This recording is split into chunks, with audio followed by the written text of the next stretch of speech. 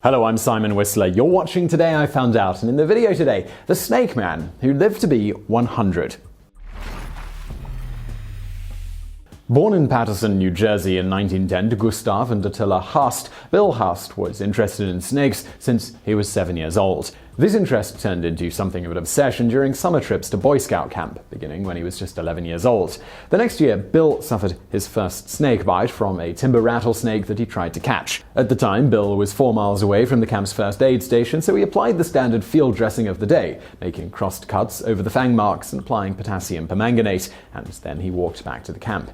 Although his arm had swollen pretty well before getting back to the camp, he ultimately recovered with no long-term ill health effects. When he returned to camp the following year, he suffered another bite from yet another snake that he was trying to catch, this time a large copperhead.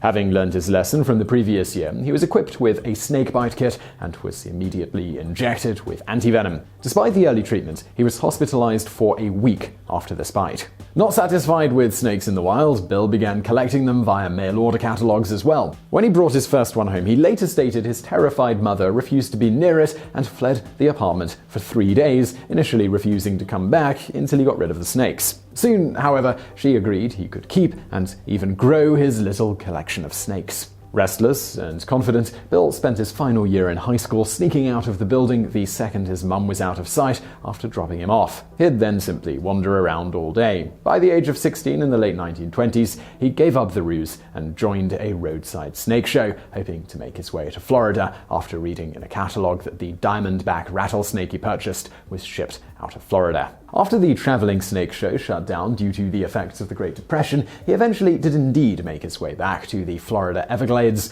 where he supported himself by rooming with and helping a bootlegger. While this gave him ample time and opportunity to catch and study various snakes, ultimately the bootlegging entrepreneur was arrested. It was at this point that Bill had a dream. He wanted to start a snake farm. Unfortunately for him, that required money, so he decided to go back to school, where he studied to become an airplane mechanic. Upon graduation, he was hired by Pan Am as a flight engineer and traveled the world, allowing him to collect even more exotic snakes. He generally brought his snakes back via safely storing them away in his toolbox. He stated of this, "In those days there were no laws prohibiting it, but the crew members didn't appreciate it."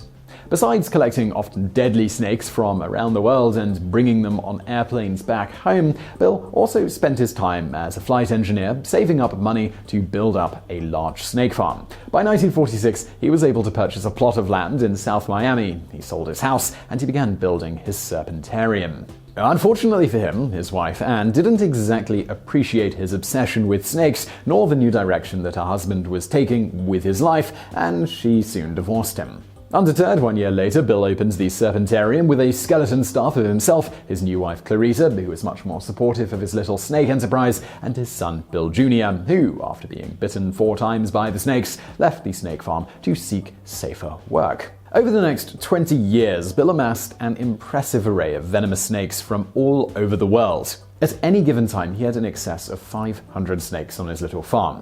You might think that such an endeavor wouldn't be very profitable, but Bill found ways to make quite a bit of money off his snake farm. He generated income in 2 main ways. First, he milked venom from his 60 species of snakes in front of a paying audience every day. This not only generated revenue from ticket sales, but also from the sale of the raw material needed to produce anti-venom, a gram of which would net as much as $5,000 in some cases, which took 100 or so milkings in order to produce.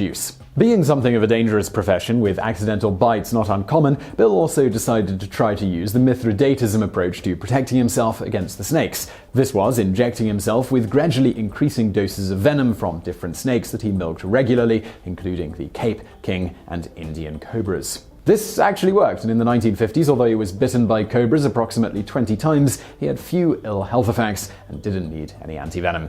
Eventually, his immunity to many snake bites had grown so strong that he often donated blood in order to treat snakebite victims when antivenom for a particular type of venom was not otherwise available. According to the New York Times, over 20 people who likely would have died without the antibodies in his blood were saved because of his donations.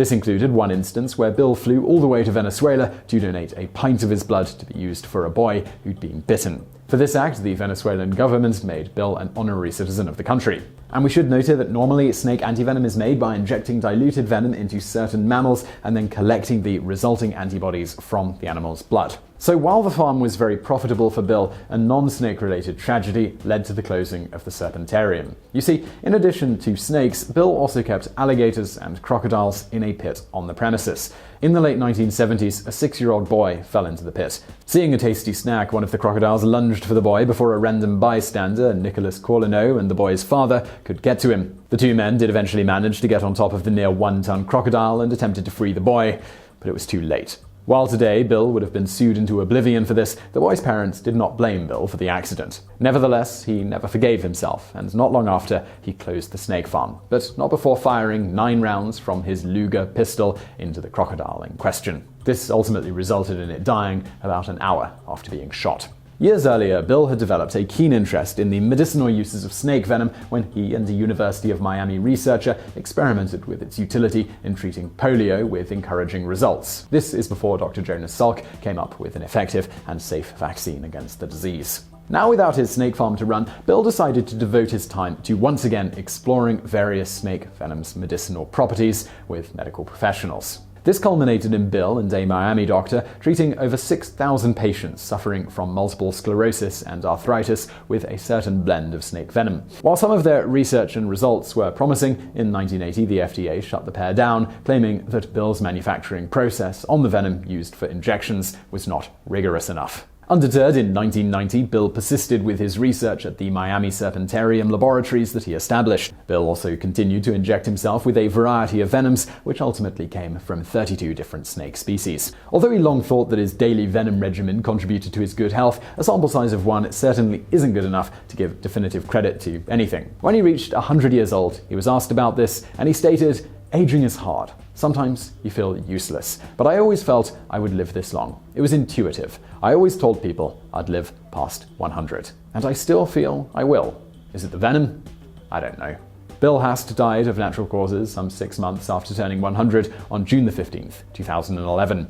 In his lifetime, he stated he had been bitten by snakes approximately 173 times, 20 of them were nearly fatal. Among the more notable of these strikes, he had a rather nasty incident with an eastern diamondback rattlesnake that left one of his hands looking a bit like a claw. In another significant strike, a Malayan pit viper managed to cause significant damage to his index finger. In yet another instance, a cottonmouth snake sank its fangs into one of his fingers, resulting in the finger turning black very shortly thereafter. Concerned, he called his wife over and had her lop off the blackened bit of his fingertip with garden clippers before the venom could spread. Then, in an incident in 1989, a particularly nasty strike from a Pakistani pit viper nearly killed him, but according to the Associated Press, someone in the White House managed to use one of their contacts in Iran to get rare vials of the antivenom from that country to Bill. This antivenom ultimately saved his life, and he recovered.